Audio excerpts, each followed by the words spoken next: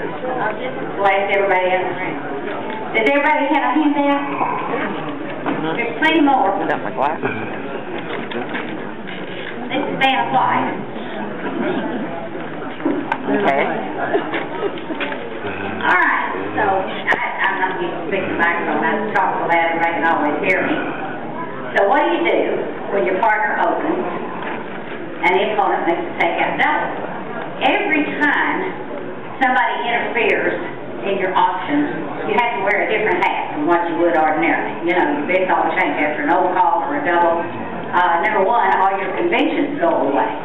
So if you play that one of a major hat to no trump is the forced in game rate, that goes away. It's a convention. So if they interfere, that's gone. So you have other things that you have to learn to do. So everybody got a sheet that wants one? There's handouts. Next over here. Okay. All right, so let's look at our sheet. So a raise remains the same. A simple raise, 6 to 10. A jump raise is preemptive, but less distributional than a jump to game. So you would have 5 cards suit, but in order to jump to game, you need to have a single to avoid somewhere. So if you don't, just bid 3. Or sometimes you just bid 2, you know. So you need to have a single to avoid, even if you have 5 to jump to game. You do that if you have 4? You really need to have 5. You really should have 5. Because it's a preemptive hand. You're saying, you know, my hand's no good on defense, and they're probably not going to lose any tricks in our suit because I have as many as you do. So that's why. So everybody remember that. You've got to have a single to avoid. You might put that on your sheet because it doesn't say that on there if everybody's got their lucky bridge pencil handy. A new suit is natural. At the 1 level, it shows 6 or more high card points, and it may be a 4-card suit, and it's forcing 1 round. So let me just caution you, if you just have 6 high card points, you probably don't want to jump in there if they're sitting there with one of their suits or both of their suits. You just let them play it and have a hard time because you have 4 of them. So, you know, be careful when you make a bid. You generally should have some reason to, like you're looking for no trouble. Yeah, you have a full opening hand, you want to make sure you get the right contract.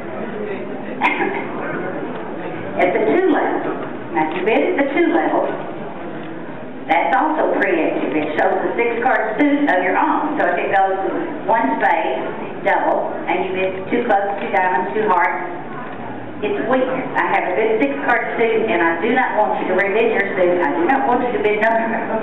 It is not forcing. I want you to pass. I feel like we'll do better if we play in this suit because I have 6 of them, and they're pretty good ones. But I don't have anything else. I have a bad hand. A jump bid is preemptive. Again, 6 or 7-card suit with a little outside. Now, a double jump, that's a horse of a different color. Does everybody play splinters? Splinter bid?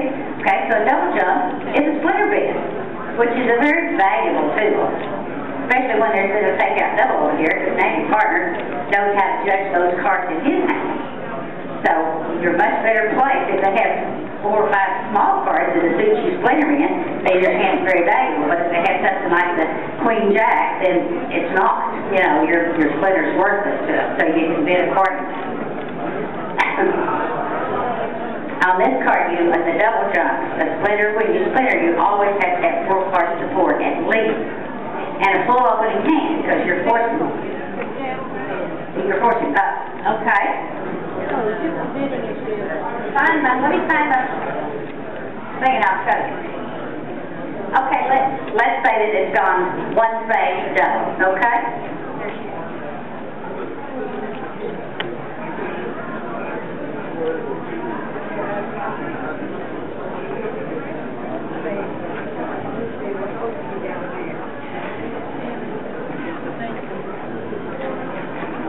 So you have singles and hearts.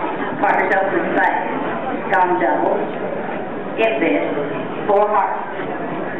I have a single center avoiding heart. I have a full opening hand, and I have 4 trumps with you.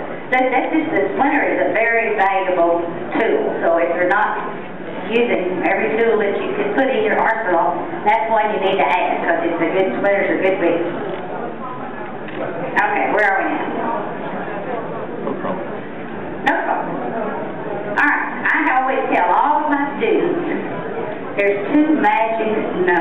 bridge.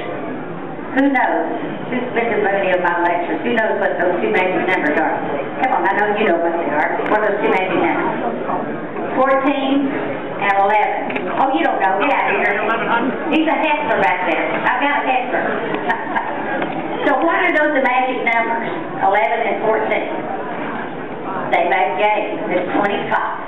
And that's the most common hand you're going to have. When a person opens, they generally open the suit. They generally have 12 to 14. That's the hand you're going to pick up most often.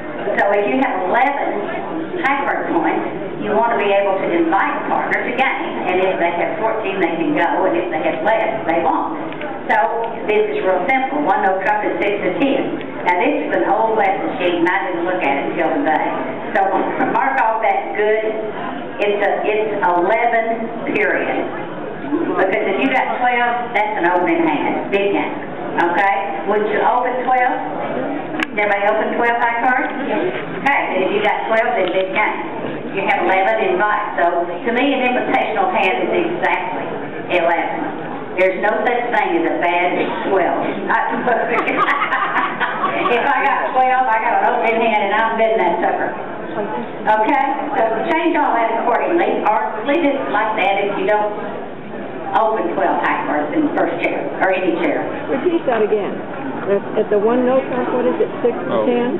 6 to 10. One no trump is 6 to 10. Something by partner, double, one no trump, 6 to 10. You most assuredly have the suit stock that they say they hold, and you also have at least 2 of partner suits. You always, anytime you bid a no trump over a free no trump bid after partners bid a suit, you promise at least 2. Not when it goes past over here, but okay?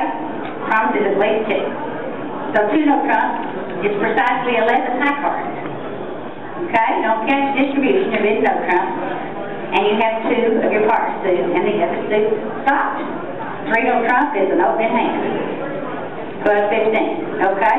You got something better than that, you can cube in one of the suits they say they have, and, you know, get on the road. All right, what about a redouble?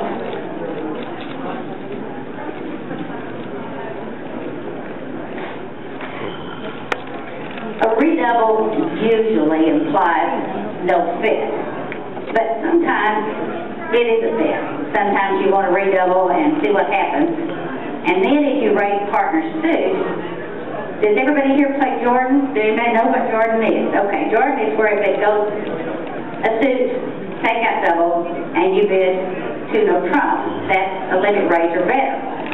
But I suggest you don't do that because you will need your 2 no trump for natural. I mean, anytime you play convention, you lose a natural bid. And my favorite partner, Eric, and I, we play standard American. We don't play 2 over 1 because we like to play 1 no trump and 2 clubs. So we play standard. So my theory is, especially when you're starting out, is that you need to play as natural as you can. So I suggest that if you want to play Jordan, you can. 11 raise or better if you bid 2 no trump. But you lose your 2 no trump invitation with that 11-point hand, which you frequently have. You frequently have that 11 high card points. That's why I say the 14 and 11 are magic numbers. They come up all the time. Okay? It's like when your partner bids a diamond and you bid a spade, and they bid 1 no trump. You know right now they have 12 to 14 high card points, right? So if they had 15, they'd open 1 no trump. So they had 12 to 14. So if you bid 2 no trump, you have 11 because you're saying, hey, partner, do you have 14? If you do, big game. If you don't, hey. So that's why I think you should play over the takeout double. You shouldn't play Jordan. Even though it's on here, if you care to use it, you should keep your bids natural. Am I going to be on TV or something? Yes. A picture here. You will be. Now, my husband's insanely jealous, so don't you take that home. And use it for your own personal.